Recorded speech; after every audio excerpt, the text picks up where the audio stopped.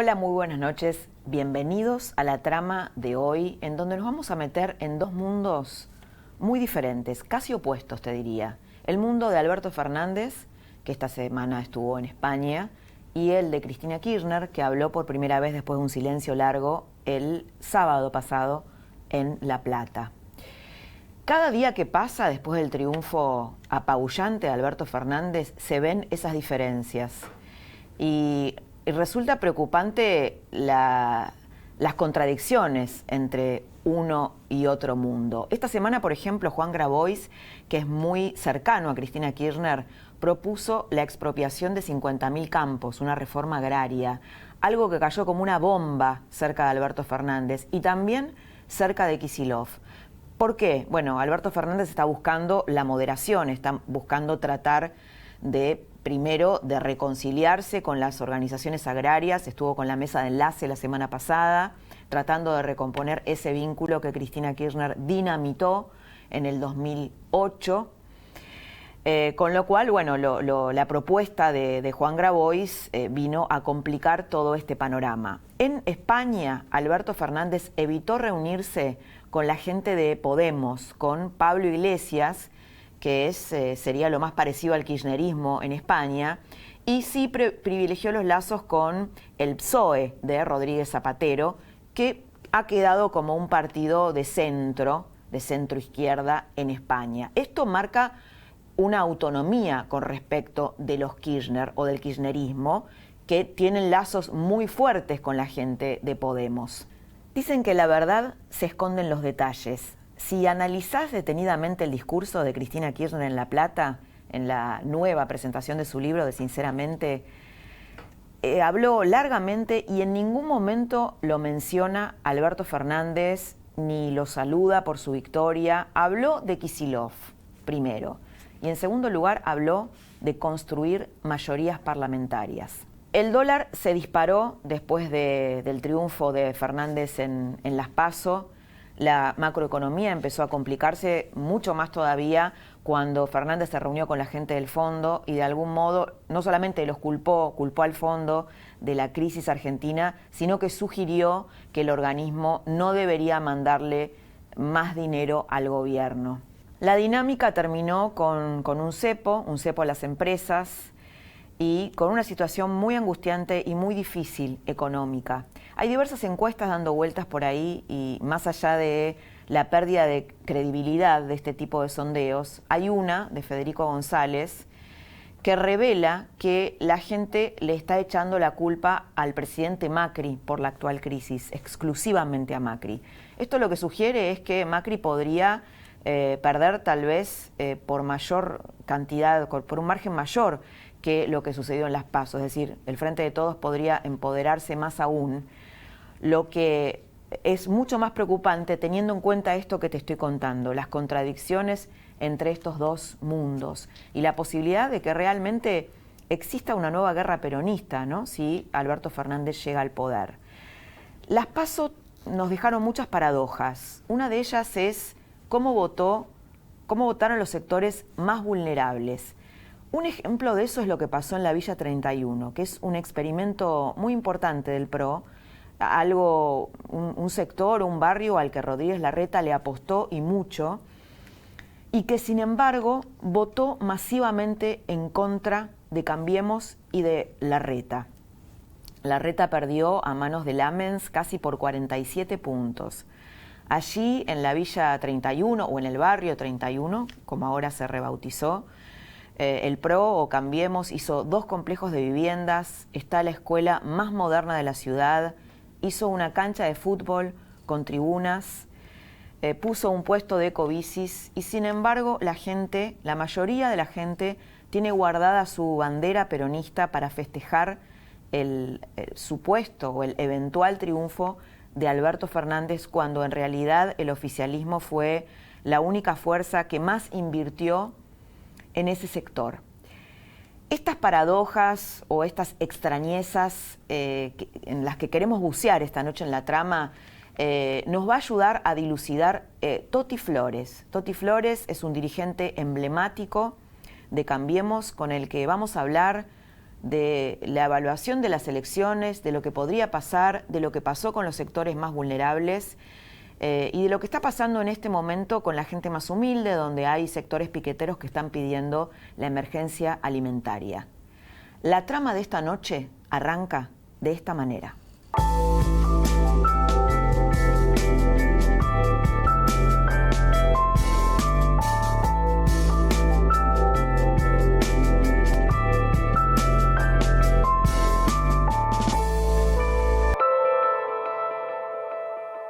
Toti Flores, buenas noches, muy bienvenido a La Trama hoy, en una semana muy decisiva para la Argentina. Quería preguntarte primero cómo viviste el resultado de las PASO, sobre todo teniendo en cuenta que los sectores más vulnerables votaron masivamente en contra del gobierno y vos sos un representante de esos sectores.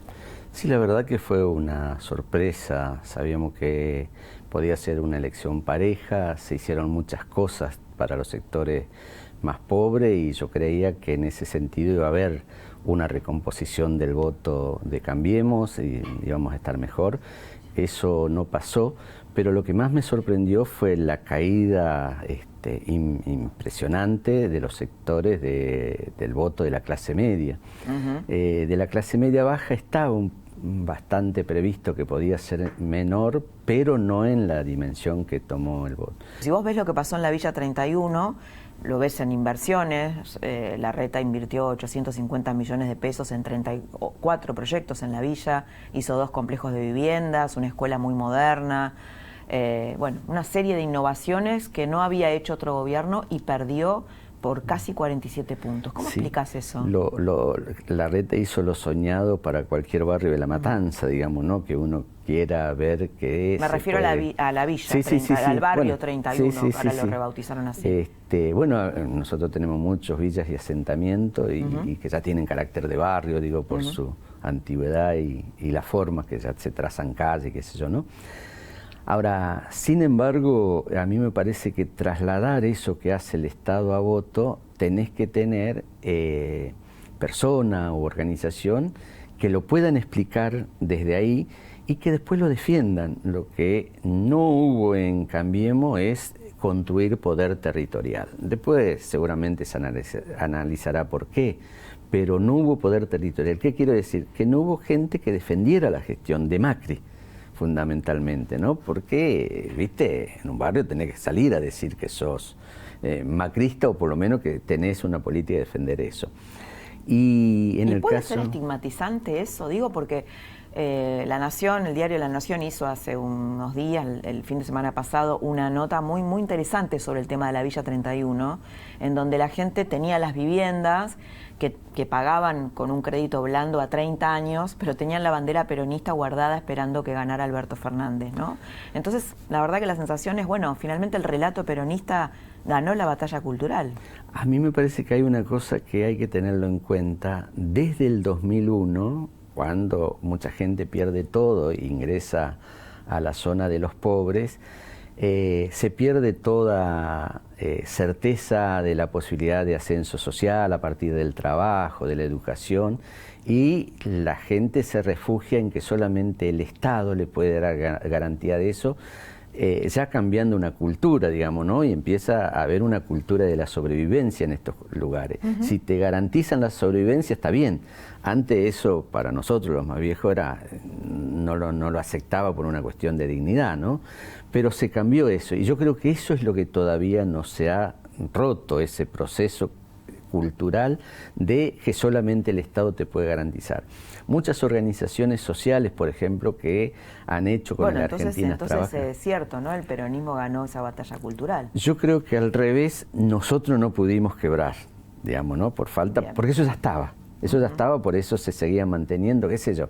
Nosotros cuando la cadena nacional siempre hemos dicho, en el caso mío, de que había gente y no lo podía escuchar, qué sé yo. Ahora vos caminabas por esos barrios y la cadena nacional estaba a voz en cuello, ¿Por qué? Porque Cristina le daba siempre algo, es decir, cada cadena nacional daba siempre algo y se transformaba como la gran puntera, ya no necesitaba el puntero del territorio, sino que ella directamente daba el aumento de la asignación por hijo, qué sé yo, mil cosas que a los pobres le impactaba, digamos, en el bolsillo fundamentalmente. Claro, le impactaba en el consumo. Sí, pero sí. es lo que es un poco el populismo, ¿no? Así Pan es, para hoy, hambre es. para mañana. Así es, no les daba la infraestructura. Así es. Y eso me parece que no se ha cambiado y no se cambia solamente con obras.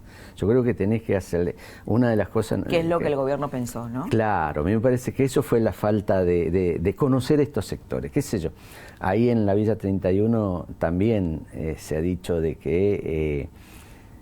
lo que hacía el peronismo era que le llevaba la boleta, tocaba la puerta y hablaba con la gente. Y nosotros le mandábamos por correo. Eso me parece que es no conocer que un mimo a esta gente, tener el contacto directo, es lo que cambia la relación y lo que permite empezar a conversar. Digo, no se puede dialogar por televisión. Primero que ahí no siguen los programas políticos ni nada, y me parece que eso es lo que nos faltó, y eso solamente te lo puede dar el poder territorial. Es decir, cuando vos tenés incidencia en los barrios, bueno, yo siempre digo, yo vivo en La Matanza, en La Ferrera, en el barrio de La Juanita, yo salgo todos los días ¿Y qué te dicen? Porque tal vez...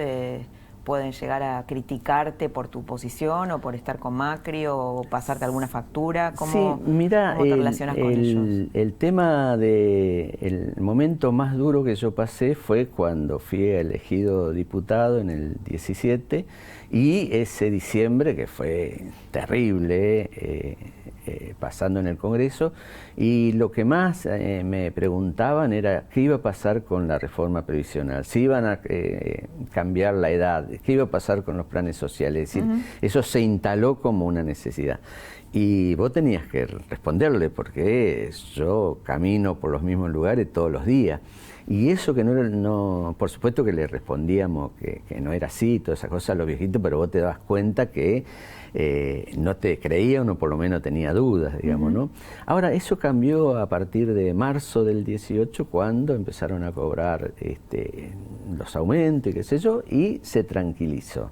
Yo creo que la primera etapa del gobierno de Cambiemos, en esos lugares no había mucha demanda, más allá de las organizaciones sociales que tienen otra. Ahora sí. Ahora sí hay, más que nada hay una gran incertidumbre que va a pasar, ¿viste? Y ahora podemos conversar. Yo no tengo problema, como he estado en esos momentos siempre, yo no tengo problema en conversar. Claro, la gente valora que des la cara, ¿no? Sí, de todo dirigente, sí, pero sí, que pero estés, ahí, que estés. Y ese es mi barrio, yo tengo también como un termómetro en ese sentido. Pero no vi, no es que, viste, esto también, el tema de que fue muy insensible a esa demanda, no es que uno tuvo la capacidad de verlo y otro no. Algunos tuvimos posturas distintas con relación, por ejemplo, tanto Lilita como yo, con relación a las tarifas. El aumento impactaba muy fuerte, y también yo creo que hubo exageración, algunas cosas que no podemos definir, de que una casa que pagaba 800 pesos de pronto se fue a que tenía que pagar 3.000, digamos, ¿no? Con esta... No había lógica en el sentido de lo que se estaba pagando, o el no reconocimiento de la tarifa social, que tenía que hacer trámite. Y la gente ahí no está acostumbrada a hacer trámite para eso. Y criticaba mucho a la gestión de Mauricio en ese sentido, ¿no? Ahora, Toti, más allá de eso, el tema económico, ¿no? Evidentemente la gente votó en contra del plan económico que el presidente acordó con el Fondo Monetario. Y la pregunta que uno se hace es... en la batalla cultural de Cambiemos, que es por la República, digamos, si no tiene una sustentabilidad económica, es decir, si la gente no puede llegar a fin de mes con lo que gana, ¿no se quiebra por debajo, por decirlo de algún modo? Sí, a mí me parece que sí, que eso es una muy buena explicación, digamos, ¿no? No se puede tener república para algunos y por abajo una cantidad de personas reclamando otras cosas que no tienen que ver con la institucionalidad, porque en ese sentido también el gobierno de Cambiemos ha dado pasos importantísimos. Y a mí me extraña mucho. Lo que pasa es que también a cada paso que se da, del otro lado se le busca un relato más fácil de comprender, qué sé yo. Ahora en en este proceso muy fuerte de problemas que tenemos en lo económico, algunos politólogos que conocen lo que están diciendo dicen, hay vacío de poder. Y vacío de poder, usted sabe que se da cuando las instituciones dejan de funcionar, porque acá podían decirle que el presidente renuncia, qué sé yo, pero no es adelantamiento de las elecciones, no había ninguna relación, y porque el vacío de poder también se da cuando se disputa en las calles donde está el poder. Por eso a mí me pareció muy importante la marcha del 24, porque quitaba esa única posibilidad que tenía de presentar como un vacío de poder en caso de que no se pudieran ordenar las manifestaciones. Sí, digamos. creo que es una innovación política el hecho de que una fuerza no peronista haya ganado las calles, ¿no? Y que nadie la haya convocado. Hubo líderes ciudadanos, Grandón y Campanella, pero que no la hayan llevado, ¿no? ¿Cómo viviste vos esa marcha? No, eso me pareció un fenómeno, pero primero la emoción de ver tanta gente que iban con una sola consigna explícita, era apoyar al presidente ante estas pasos que habían dejado un resultado que no fue favorecido. Eso me pareció importante porque vos veías la emoción y me hizo recordar mucho al 2012, que fueron las grandes movilizaciones los que pararon esa Vamos por Todo y Cristina Eterna, digo, ¿no? Que nosotros acompañamos y bueno, habíamos sacado nosotros con Carrió el 1,8% y era como una reivindicación rápida que venía y tonificaba. Yo le decía a todo que ojalá no pasara como en esos días en donde hacía algunos meses habían votado el 54% de voto para Cristina, Aníbal Fernández y todo eso, y a 3 o 4 meses después, y no habían votado a Lilita, por ejemplo, y 3 o 4 meses después en esas movilizaciones venía la gente llorando y le pedía perdón por no haberlo votado. Que no pase eso, porque eso es irreversible, digamos, ¿no? Ahora, Toti, cuando uno ve lo que está pasando ahora con Macri, más allá de los errores, muchos errores, ¿no?, que cometió este gobierno en su política monetaria, por ejemplo, en su política económica también, tal vez hacer un programa económico que realmente generó recesión, que no era adecuado para la Argentina o no era sustentable. Podemos hacer una lista de muchos aciertos, pero también de muchos errores. Eso si vemos la foto. Ahora, si vemos la película, lo que vemos es que todos los presidentes no peronistas terminan más o menos igual, desgastados, con mucha pérdida de capital político, demonizados, desde Frondizi hasta la actualidad, ¿no? ¿Qué te hace pensar eso? Mira, a mí me parece que lo que permanece, digamos, para hacer un análisis de esto en la Argentina es que no importa si un gobierno no peronista gana en el Ejecutivo, pero muchas veces no tiene todo el poder para modificar las cuestiones estructurales.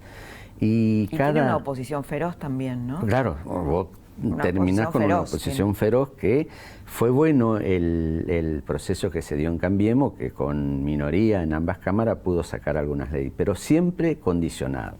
Una de las cuestiones que más yo escuché era que permanentemente ante cada propuesta de ley que había en el Congreso aparecía, tenemos que sacar el IVA a los alimentos, bla, bla, pero podemos citar por centenares. Ahora cuando se saca el IVA a los alimentos, resulta que no estaban a favor. Era una puesta en escena para seguir sosteniendo el relato. Bueno, eso me parece que ahora lo ha desnudado, más allá de cómo salga el resultado, que la gente empieza a entender que muchas cosas se hace para una puesta en escena para quedar bien y construir poder. Para construir poder y no para contribuir. Y no para contribuir. Eso yo creo que es lo que tiene. Y todas estas cosas de que haya un quiebre genera sin lugar a duda un impacto muy fuerte en la sociedad. Fundamentalmente los que quedan afuera son los más pobres. Claro. Nosotros en el 2001, yo estuve del otro lado, digo, ¿no? En las movilizaciones, tirábamos presidente, la clase media se juntaba por el corralito junto con los movimientos de trabajadores desocupados, pero con la especificación quedó afuera millones de personas, digamos, ¿no?, que perdieron todo. Bueno, ese es un aprendizaje. Para mí, yo no quiero más esto, no importa qué gobierno esté, no quiero más eso porque sé que afuera quedan miles de personas que después cuesta. Pero cuando decís un aprendizaje, ¿vos considerás que ahí hubo errores de las organizaciones sociales en el 2001? de cómo se movieron. De que la lucha hay veces no alcanza, que hay canales institucionales que tenemos que ser un poco más responsables, más allá de la necesidad que tenés, Sí, porque no claro, solucionamos es una nada. Necesidad urgente, ¿no? Claro, sí, sí. De hambre. De hambre, pero no solucionamos nada. El tema de las movilizaciones hoy están concentradas en Buenos Aires, salvo provincia, como el caso de Chubut, que han dado aumento de manera demagógica para ganar las elecciones y que ahora no pueden pagar los sueldos. Ese sí hay que analizar bien también esas cosas, yo te soluciono rápido, que a lo mejor lo podría haber hecho. Eso es populismo, ¿no? Eso es populismo. A veces la gente, viste, uno se encierra en un microclima y cree que todo el mundo conoce qué es exactamente el populismo, que se asimila a popular, y en realidad populismo es esto. ¿No? Es demagogia, es decir, es pan para hoy, hambre para mañana, sí. O prometer algo que después no se puede sustentar porque no se puede generar riqueza genuina para responder ante eso. Bueno, esto me parece muy bien también señalarlo.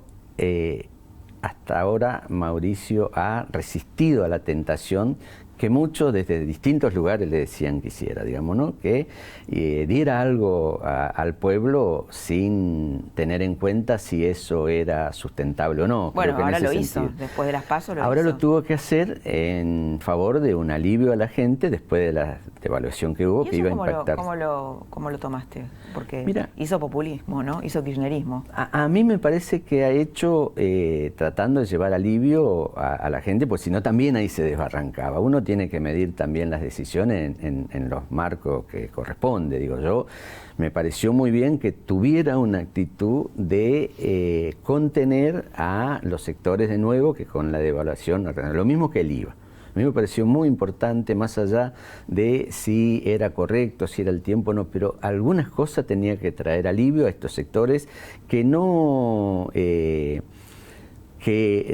nos habíamos dado cuenta que estaban sufriendo mucho.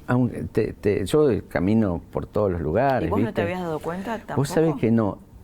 Me decían esto de las tarifas. Lo que más me llegaba a mí era de las tarifas, porque eso era opinión unánime de distintos sectores.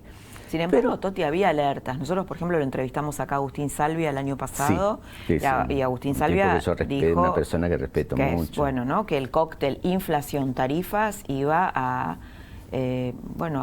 realmente hacer pasar muy mal a los sectores más vulnerables, ¿no? Que era un cóctel explosivo y que iba a aumentar la pobreza por esto. Sí, vos sabés que no me daba cuenta la dimensión, aunque me decían, porque eso es lo que un poco la autocrítica en el caso mío concretamente, no es que no nos decían la gente, pero yo decía, bueno, van a aguantar un poquito más hasta que lleguen las elecciones, venga el crecimiento, las inversiones, qué sé yo, pero no, ya estaban de última, evidentemente. El tema de que te lo planteaban, y creo que también estaban buscando un canal institucional, es decir, te planteaban a vos, decían, se organizaban de alguna manera, pero que no rompían ese canal, me dio la impresión de que fue lo que nosotros subestimamos hasta dónde llegaba, ¿viste? Ahora, cuando vos ves un piquete en la calle, ves cosas que se hacen efectivamente, entonces vos empezás a tener en cuenta, digamos, ¿no? Pero no pasaba eso. Inclusive las protestas contra las uvas también se concentraban fundamentalmente en la capital, ¿viste? Esas cosas no vimos. Quería preguntarte sobre la figura de Grabois, que esta semana pidió una reforma agraria, la expropiación de 50.000 campos, ¿no?, en la Argentina. ¿Qué pensás de él y de las marchas, bueno, que está convocando ahora? ¿Cómo lo evalúas? Bueno, yo creo que Grabois es una figura que pertenece al Frente Todos y que de alguna manera tienen que salir a responder que no están de acuerdo en ese espacio político. Lo que sí a mí me llama la reflexión, y creo que este es mi gran dilema ahora. Se han enojado mucho en el entorno de Alberto Fernández por lo que dijo Grabois. Bueno, pero que salga Alberto Fernández y diga que no está de acuerdo. Esto es muy interesante. Yo conozco mucho de cómo se organizan los partidos de izquierda y qué sé yo. Los partidos de izquierda tienen ideólogos que casi nunca aparecen en la prensa. Y después figuras públicas que son los que transmiten las decisiones que toman en ese buró, digamos, ¿no? de ese partido. Generalmente las figuras públicas tienen una orientación de ese buró, y es una sola persona generalmente. El Frente de Todos tiene un problema, que cualquiera puede ser vocero de las distintas facciones que integran ese frente. Graboy, ¿lo van a salir a cruzar y decir que no están de acuerdo, por ejemplo, en referente de Alberto Fernández? ¿O van a dejar correr como que no están de acuerdo y no se animan a enfrentarlo?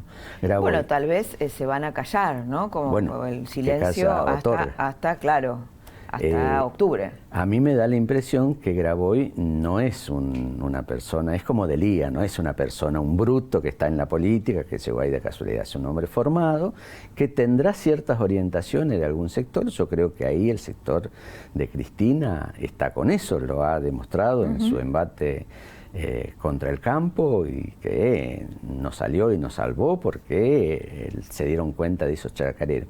¿Por qué digo esto? Además vos ves que Alberto Fernández se reunió con la mesa de enlace, con los sectores agropecuarios para bueno, acercarse, ese doble juego, digamos, ¿no? Claro, ese entonces, doble juego. ¿Quién dirige el Frente Todo? ¿Quién dirige en serio? ¿Quién es el ideólogo del Frente Todo? Sé es lo que tenemos que definir. Yo creo que es el cristinismo. Por lo tanto, ¿crees que puede haber una interna muy feroz si gana Alberto Fernández entre estos dos sectores? ¿Una guerra peronista? Sin lugar a dudas, sin lugar a dudas. ¿Quién tiene el poder cierto? Eso va a ser lo primero que va a aparecer. Porque si hay diferencia, se va a expresar a la hora de tener el poder, como lo reparto. Bueno, fue muy significativo el discurso de Cristina Kirchner en La Plata, que no lo mencionó Alberto Fernández en ningún momento. Muy bien, ustedes son muy agudos en el análisis del discurso. Yo coincido, pero es más, te digo lo de la brutalidad de Graboy. No hay ningún sector, porque uno tiene que hablar en nombre de alguna necesidad que tienen sectores de agropecuarios, digamos, ¿no? Del campo. Fíjate vos que él que plantea la necesidad de que las tierras sean para los pequeños propietarios. Y vos sabés que hoy, en la Argentina de hoy, con el desarrollo de la producción agropecuaria, los sectores más favorecidos son los arrendatarios, no son los propietarios. Los arrendatarios que arriendan miles de hectáreas, le pagan 2 pesos al propietario, lo producen 5 o 6 años, lo desertifican esa tierra y se van y buscan otro. Sobre eso hay que trabajar. Esa es la realidad hoy del campo. Por eso digo, Graboy trae un problema que no tiene sentido. Acá no hay pequeños propietarios que arriendan o que alquilan el campo a la gran oligarquía y que de eso sacan rendimiento. No, hoy los pools de siembra son los que tienen eso. Esa es la nueva realidad del campo. Es decir, ahí tampoco hay nadie que me parece defienda esa postura. Pero ¿por qué lo hace? Como una manera de poner populismo, digamos, ¿no?, en los sectores que tienen cierta resistencia a la oligarquía, que eso de hace 50 años atrás, ¿viste? De los que veníamos... Atrasa la sin mirada. lugar a dudas. Pero alguien avala que diga esto.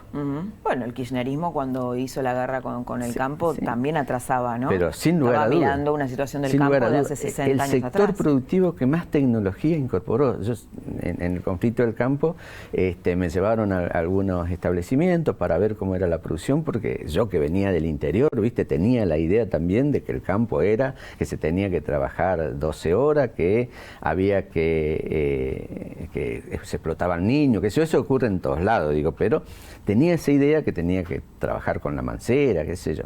Voy a un establecimiento donde me meten en una cosechadora y me explican, tiene GPS para ver el surco, qué sé yo, toda esa historia, qué día se puede sembrar porque te da la proyección del clima. Y vos estabas ahí, estaba mejor que en mi casa, aire acondicionado, todo eso. Había logrado productividad del trabajo a partir de la tecnología. Y es el sector que para el país más importante. Ahora nos damos cuenta de dólares. De dólares, claro, sí. No solamente alimentos, sino dólares. Y creo que en ese sentido me parece que no tiene ningún asidero esa posibilidad, pero sí es interesante en el otro sentido, que un poco lo que rodea la ciudad. Dice, parcela hacé las chicas donde ahora se hacen los cantos, qué sé yo. Yo estaría diciéndole a la gente que está en esos lugares que eso sí puede verse afectado, ya que él ha hecho movilizaciones, lo ha tomado como un enemigo interno, digamos, ¿no?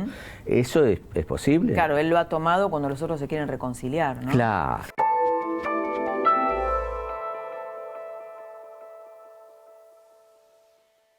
¿Debería declararse la emergencia alimentaria como está reclamando Grabois? Yo no veo hoy eso. ¿Por qué? Porque esto también comparando a niveles de la pobreza del 2001. Hoy los comedores escolares están funcionando. Además, nosotros estamos haciendo una investigación a ver si se corresponde con los cupos que se piden. Hoy es universal, una escuela que tiene 360 chicos, le mandan cupos de 360 chicos para que los vayan a la escuela, vayan a los comedores.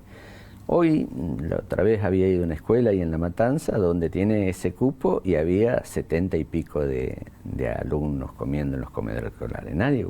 ¿Qué pasa con esos cupos? ¿Lo devuelven? ¿O qué pasa?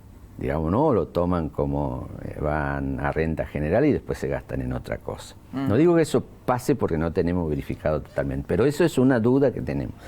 La otra cuestión, en el 2001, los comedores escolares en la crisis fue un sector muy importante, aunque no era universal, las escuelas tenían cupo, donde no solamente iban la mayoría de los niños de una escuela del conurbano, sino que también llevaban al hermanito. Y eso, aunque estaba prohibido por la crisis, hacía que la directora mirara por otro lado, que sé yo, que estaba muy bien. Claro, Hoy eso no ocurre, al contrario. No llegan a los cupos, es decir, no todos los niños van a esos comedores escolares. Eso me parece que es interesante para analizar las diferencias. Por lo tanto, me parece que por ahí están cubiertos. Los comedores comunitarios también están abastecidos. ¿Vos qué pensás? ¿Que es una chicana al gobierno? No, yo creo que es una necesidad y que... Porque tiene esta idea, digamos, esta posición de declarar la emergencia alimentaria... Yo creo que es una cuestión, lo mismo que han venido pidiendo las organizaciones sociales, porque entonces lo manejan ellos. Claro. Y tienen un poder, digamos, ¿no? Porque ¿Qué pensás de esto que dice Pichetto, que el gobierno finalmente ha financiado su propia protesta, ¿no? Por todo el dinero que le han dado a las organizaciones sociales? Esto para mí es un poco más complejo. Yo creo que hay una etapa donde es absolutamente necesario, porque el tema de la posibilidad de protesta masiva ponía en juego la gobernabilidad, es decir, del inicio, siempre en diciembre se quiso hacer eso, digamos, ¿no? Y el gobierno, yo creo que muy inteligentemente pudo contener a la gente a partir de que garantizó todo esto, ¿no? Hay un momento en donde se debe salir, y yo creo que ese es el momento en donde tiene que haber trabajo para tener una salida de esos planes sociales, pero no se puede seguir manteniendo a la Argentina con la cantidad de programas sociales que hay, que no produzcan absolutamente ninguna riqueza, ¿no? Bueno, esa era la idea de Cambiemos, de que iban a venir las inversiones, que finalmente no vinieron. Que no vinieron, porque ese era el momento en donde se tiene que ir cambiando eso. Y creo que estos sectores lo entendieron así, porque parte del cambio que se estaba produciendo era que la propia gente pedía como contrapartida de los planes sociales poder estudiar, pues se daba cuenta que no podía ingresar al mercado formal del trabajo si no se capacitaba en algún oficio que realmente le diera esa posibilidad. Toti, cuando se hizo la marcha en apoyo a la reelección del presidente, Campanella mandó, uno de los convocantes, ¿no?, un video en donde mostraba que él decía algo así: el peronismo perdió la calle hace mucho, si no le pagan a la gente o no extorsionan, la gente no puede ganar la calle o la gente no va. Entonces mandó un video en donde aparecían las organizaciones sociales pasando lista. ¿Esto es así? O sea, sí. ¿les pagan a la gente para ir a las marchas? Lo de las listas es desde siempre, hace muchos años. ¿Y para qué pasan listas? ¿Para ver? Para ver si van, y antes las organizaciones sociales tenían el poder de altas y bajas, digamos, ¿no? Si vos no venías 3 veces seguido a las marchas que te convocaba, te daban la baja automáticamente. Del plan. Del plan, claro. Bueno, pero ahora el plan no lo manejan ellos, los planes no los manejan ellos. No todos, sí el de salario complementario. Eso está en manos de las organizaciones todavía, que son menos, qué sé yo, pero todavía tienen una masa crítica como para movilizar a partir de esto. Esto sucede desde hace mucho tiempo, hay muchas denuncias que nosotros recibimos, lo mandamos a Desarrollo Social, y eso me parece que es lo que yo te digo, que ahora lo pueden sacar a la gente por eso, y eso es parte de la cuestión de la cultura. Que cobran por los planes, ha habido muchas denuncias y comprobaciones de que eso existe, digo, ¿no? Inclusive ahora lo que nosotros... Sí, inclusive hay líderes piqueteros, no es el caso de Grabois, me parece, no. pero sí de otros que viven una vida que no corresponde con sus representados, ¿no? O sea, Sí. tienen vidas muy buenas. Muy buenas, sí, eso es verdad que también es parte de lo que me Grandes parece... camionetas, ¿no? Sí. Que uno dice, bueno... Qué sé yo me acuerdo, había ido, antes de ser diputada, yo por el 2004, 2005, a Jujuy. Y no estaba en la política, por lo tanto podía llegar a cualquier lugar donde hubiera movimientos piqueteros y entraba. Además tenía esta cuestión de que nosotros no habíamos aceptado planes sociales y sin embargo seguíamos existiendo, digamos, ¿no? Esas cosas. Voy a Jujuy y... Claro, lo tuyo es totalmente contracultural, ¿no? Sí. Es contracultural. Sí. Y entonces voy a Jujuy, mira, paradójicamente me presentan a Milagro Sala, yo lo conozco a Milagro Sala, presentado por el presidente de la Unión Industrial de Jujuy, ahora no me acuerdo el nombre. Bueno, me presenta, voy a Alto Comedero, la verdad que era el sueño de lo que vos querías como dirigente social, digamos, ¿no? Tenían todo un proyecto de vivienda, salud, un taller textil como 80 máquinas que no todos producían porque no tenían trabajo para 80 máquinas. Nosotros con 20 exportábamos a Italia, qué sé yo, esa diferencia que tenés un aparato enorme para cosas muy chiquitas y solamente trabajaban para el Estado. Por eso también era lo perverso de los planes sociales. Vos no podías hacer relación con la empresa, no podías trabajar para la empresa. No podrías integrarte al mercado. No podías integrarte al mercado. Con esos proyectos no podías integrarte al mercado. Bueno, voy. La primera que me sorprendió fue que me metí en una 4x4 y ahí íbamos para Alto Comedero y una atrás y otra adelante como si fuera... Entonces yo le pregunto a Milagro, le digo, ¿qué pasa que tienen custodia? No, dice, lo que pasa que acá le estamos dando a enemigos que tenemos, viste, toda una fábula interesante ahí como para justificar eso. Bueno, yo decía, bueno, está bien, van, yo también ando siempre con algún compañero, qué sé yo. Pero cuando me bajo, se despliegan los muchachos ahí como si fuera un ejército y me doy cuenta que una persona ahí me pareció ver de reflejo que tenía un arma. Y nosotros en el barrio nos acostumbramos mucho, más que nada cuando conoces a alguien, de ir y decir, hermano, ¿cómo te va? Lo agarrás de la cintura, ¿viste? Sí. Y ahí tocas que tiene, digamos. Sí. El tipo estaba armado y se da cuenta. Y me dice lo mismo, como le había preguntado a Milagro Sala esto, dice, ahora, yo absolutamente no lo puedo creer, eso era el barrio de Milagro Sala. No puedo creer... viste, si yo tengo que andar en la Juanita con 2 o 3 a mi lado armado, no tiene sentido, porque vos andás armado en ese lugar y si tenés que matar, tenés que matar. Y con autos de alta gama, ¿no? De alta gama, eso me sorprendió. Por supuesto que Milagro Sala, apoyado por el CTA y toda esa historia, aparecía también como un milagro de los movimientos piqueteros que tenía toda esta cosa. Después me entero cuánto era... Un milagro con todo un marco delictual después. Así es, con un marco delictual y con mucha plata, eso. Mucha plata. Sí. Toti, muchísimas gracias por haber estado esta noche y esta semana con nosotros. Muchas gracias. Hasta aquí lo escuchaste a Toti Flores, alguien que estuvo desde el inicio en Cambiemos, que puede entender la lógica de los sectores más humildes.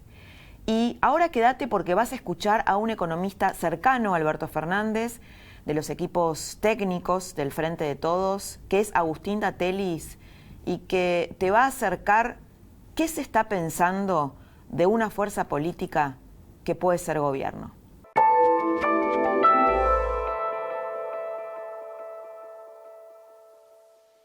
Lo que vas a escuchar ahora es parte de lo que podría venir si Alberto Fernández es elegido finalmente presidente. Vas a escuchar a Agustín Datelis, es un economista, integrante de su equipo, que adelanta algunas definiciones. Bienvenido esta noche a La Trama, Agustín, y bienvenido sobre todo en una semana donde la economía, o en unas semanas, ¿no?, donde la economía nos preocupa, nos angustia, y bueno, vos formas parte del equipo de Alberto Fernández, de economistas que, bueno, que muy probablemente se hagan cargo de la Argentina. Muy probablemente, no sé qué pensás. Bueno, gracias por la invitación, Laura. Sí, a ver, yo se sabe que hace rato que trabajo cercano a esos espacios, incluso lo hice también durante la gestión anterior. Pero digo, me pongo en la piel de la gente, está muy angustiada con lo que va a pasar, hay mucha incertidumbre. Ustedes probablemente se hagan cargo de la Argentina. Todos los programas económicos en la Argentina han fracasado, ¿no? ¿Por qué funcionaría este programa? Bueno, a ver, o algún programa, no sé si es que tienen algún programa. Primero, a ver, me parece a mí que lo que ocurrió, vamos a ponernos en los últimos años en Argentina, después del colapso de 2001, etcétera. Lo que ocurrió ahí fue una recuperación de un camino del crecimiento, una visión de un Estado presente en la economía, de un Estado regulando, de un Estado actuando activamente sobre la distribución del ingreso y de esa manera impulsando la demanda, generando crecimiento económico. Después me parece que se cometieron errores que fueron llevando a estrangulamientos, que no se trataron oportunamente. Yo creo que hoy, de ese aprendizaje, porque se llegó al año 2015 con la lengua afuera a partir de no haber tratado oportunamente muchos estrangulamientos, entonces terminaste con cuestiones como el cepo, que ahora estamos hablando de nuevo. Sí, y la falta de inversiones, ¿no? La falta de inversiones reales, genuinas. Sí, hubo falta de inversiones. En una etapa hubo algo más de inversiones, después en la última etapa ya no, producto, entre otras cosas, por ejemplo, de este famoso cepo, que es algo que también nos espera en la Argentina, lamentablemente, de acá para adelante, que corren las mismas, digo, a partir de el anuncio de estos férreos controles cambiarios que se anunciaron la semana pasada, una medida que ya no había alternativa y había que tomarla, sino la alternativa era que se dispare un escenario muchísimo peor a partir de eso. Bueno, esta medida, obviamente, que si hasta ahora por pérdida de confianza y un montón de motivos no llegaban las inversiones, bueno, de acá en adelante, con todo este aparato regulatorio tan férreo que se ha montado, bueno, va a costar mucho más. Va a haber que trabajar sobre eso. Lo que pasa es que lo que va a ocurrir de acá en adelante es que primero va a haber muchas cuestiones urgentes que atender. Ahora, el tema es de dónde van a sacar el dinero, ¿no? Porque la Argentina es un paciente terminal. Yo creo que la gente, bueno, ahora nos estamos dando quizás más cuenta, pero cualquier modelo se topa siempre frente a la falta de dólares de la Argentina. ¿Cómo van a hacer? Sí, primero hay una cuestión principal que es trabajar sobre la deuda, digamos, ¿no? La Argentina, en particular el Fondo Monetario Internacional, que este gobierno firmó una serie de acuerdos que tiene un perfil de vencimientos muy concentrado en los próximos años, sobre todo entre 2021 y 2023. A mí me parece que el gran objetivo es, primero, moderar esos vencimientos.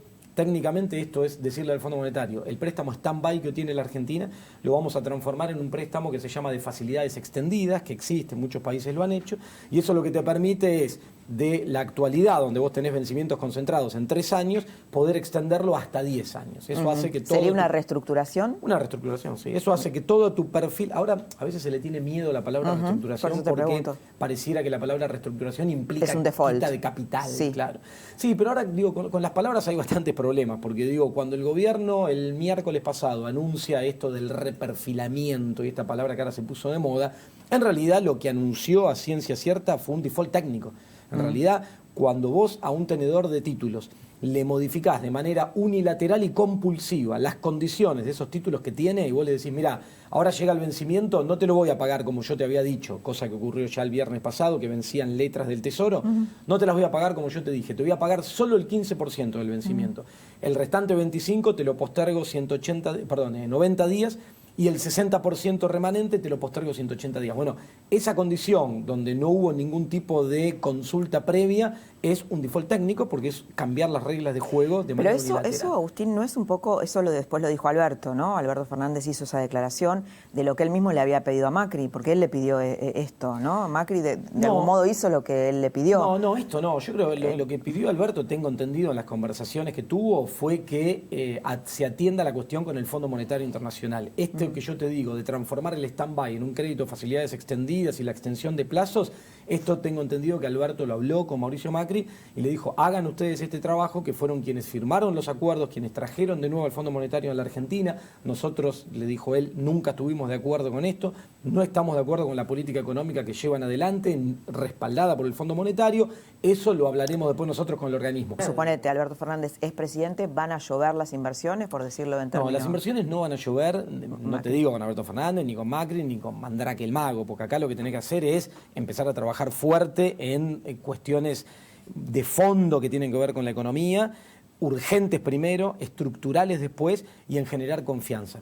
Sea Alberto o sea quien fuera, hoy obviamente que los números indican que la probabilidad más alta es que vaya a ser él, lo que vos no vas a poder eludir es un fuerte consenso económico y social en la Argentina. Digo, vas a tener que convocar a todos los sectores representativos de los trabajadores, sectores sociales, los empresarios, los diferentes, el campo, las finanzas, y en mesas de concertación se va a tener que generar un gran acuerdo nacional para poder salir adelante. Me gustaría detenerme en esto. Cuando vos hablas de reformas de fondo, ¿te referís, por ejemplo, a una reforma laboral? No, bueno, reforma laboral es uno de los puntos que exige el Fondo Monetario Internacional, que yo creo que va a haber que sentarse y va a ser producto de la negociación a qué se llega con eso. Habría que ir a atender algunas cuestiones que tienen que ver con lo laboral, pero no a las exigencias del Fondo Monetario, no a esa idea de flexibilización absoluta. Digamos, tenés que encontrar un equilibrio entre defender los intereses y los derechos de los trabajadores, como se vino haciendo en mucho tiempo, sin pasarte, digamos, y que eso termine generando restricciones o frenando inversiones. Bueno, esos equilibrios existen. Uno de los grandes problemas que tenemos en Argentina es que todo esto hace mucho tiempo, pero el último tiempo sobre todo, estamos muy subidos a esta lógica pendular, ¿no? Entonces es, bueno, yo digo que no está mal que el Estado actúe sobre los formadores de precios y regule. Ah, bueno, a vos querés que esto sea Venezuela, Cuba, no, lejísimo estoy de querer eso. Entonces digo, no podemos ir a esa lógica pendular de que porque querés algún tipo de regulación o control del Estado, entonces te posicionan en un extremo y si no el otro extremo es la liberación absoluta. Gran parte de lo que hoy está ocurriendo en Argentina fue la liberación absoluta de lo que los economistas llamamos la cuenta capital, es decir, los movimientos de capitales especulativos que este gobierno interpretó que había que ir a una flexibilización total, entonces desmanteló todo el aparato regulatorio, permitió que entran, salgan. Bueno, todo eso generó la crisis del 2018, la mega devaluación, la inflación, la crisis que transitamos este año. Entonces, basta de lógicas pendulares. Empecemos a intentar dialogar y intentar ponernos de acuerdo en estos puntos intermedios que existen, obviamente que existen. ¿Qué pensás, Agustín, de esta propuesta de reforma agraria de Grabois de esta semana? No, yo creo que esas cosas en este momento lo único que generan es ruido, digamos, y no suman para nada. ¿Daño? ¿Generan daño? Sí, generan daño porque generan ruido, digamos, generan más clima de incertidumbre, ¿no? Terminan generando la expectativa. La gente se pregunta, bueno, ¿Grabois pesa? O sea, ¿tiene incidencia o no? Porque Alberto Fernández estuvo con las entidades agrarias y después sale esto. Sí, mira, yo tengo entendido que Alberto Fernández como candidato y después, si esto se termina confirmando en octubre como presidente, tiene que hablar con todos los sectores y así como recibió a Marcos Galperino, se juntó con la comunidad agraria o con sectores importantes del mundo financiero, también se tendrá que juntar con los movimientos sociales y Juan Grabois es un actor muy relevante dentro de lo que es toda esa estructura de movimientos sociales. Ahora, más allá de que se junte con cada uno, me imagino que él irá analizando las situaciones, las necesidades e irá buscando equilibrios. Digo, no creo que sea alguien que vaya a regirse, Alberto, con la personalidad que tiene y la idea de país que entiendo que tiene, a regirse por la lógica o tener algún tipo de imposición por Juan Grabois ni por nada. Lo que vino ocurriendo el último tiempo es que este gobierno